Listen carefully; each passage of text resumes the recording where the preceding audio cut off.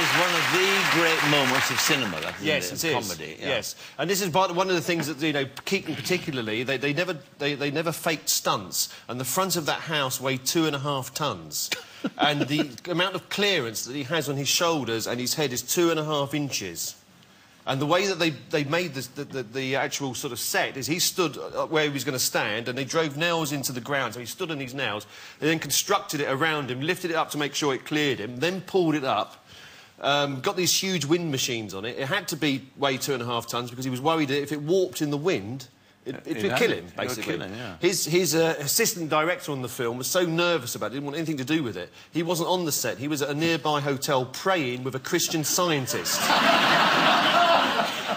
And, you know, it really was it's one go at it. It's one go. It's an amazing moment. Imagine you see it 1,000 times, you still yes. wonder at it, the precision of it. Well, I talk about it in the book as saying, like, his greatest stunt needed no acrobatic skills. It just needed sheer nerve. All he had to do was just stand there while this thing came towards him. You take this show on the road now, don't you? As well as a book, you go out and you tour the country and you show these films and you talk to the audience.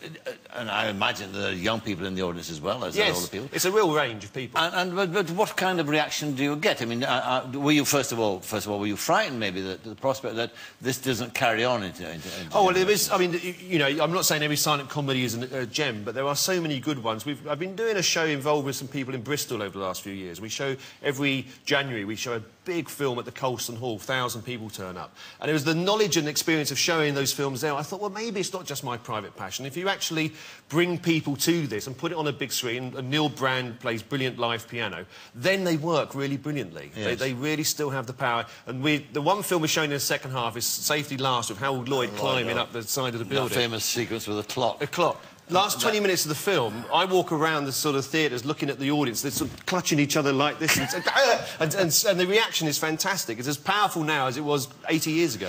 Now, talk about long-running stuff. What about Have I Got News for You? Yes. How many years now? 18 years? Yes. 1990 we started. You were a young lad, weren't you? I was very young. Yes, yeah, I was extremely young. I was the youngest person on television at that point. Were you? Yeah. There's never been.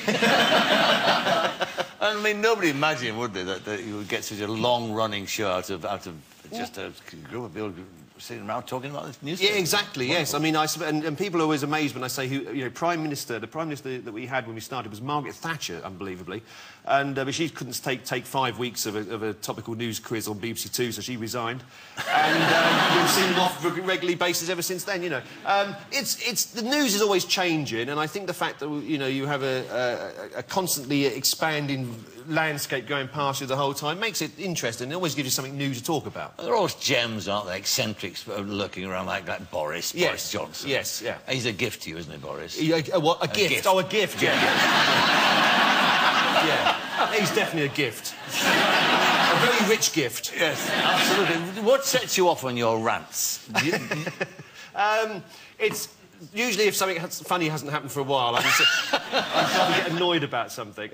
It's just, I try not to do it every week because it's a bit predictable, but you try to sort of, if you suddenly see an idea that suddenly puts it forward and you can turn angrily to somebody and just build something from that, but you don't know where they're going, you just go with it. And you don't? You just take off? Oh, you start a sentence not knowing where you're going to end up. No. It's a constant surprise to me. Well, what about the other string to your boat, President? That's the travel for television. Oh, yes, you did this trip to China. Yeah. And you're off to India, I think, on the next one. Yes, the Channel... they took a poll and they said that most people in this country would like to send you to China. So I went to China, but I got back and I'm going to India next time. And what about China? Because, I mean, that's a mysterious country, isn't it? And you must feel totally alien there, I would imagine. It is difficult, and also if you go to certain parts of China, they're not used to seeing tall people, for a start, you know, so a tall Westerner, and some of the crew were quite tall as well, so it's like the circuses come into town when you go to some places. And the Chinese population generally think it's hilarious if they see a Westerner go, ha-ha, hello, ha-ha-ha-ha, and they do that everywhere you go.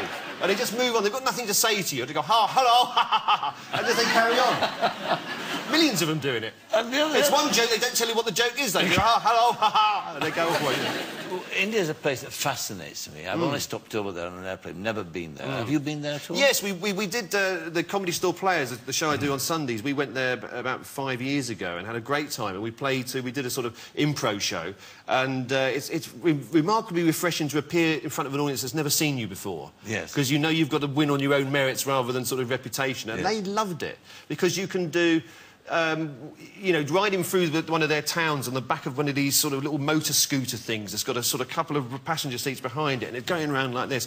We got a suggestion from somebody in the audience about riding around one of these things, so we just sort of got a chair and started screaming and shouting at the back, and they found this hilarious because we'd been on one that day and knew how dangerous they were. So us interpreting their life back for our Western eyes is great entertainment for them. Paul Merton, thank you very much. Thank you, Michael.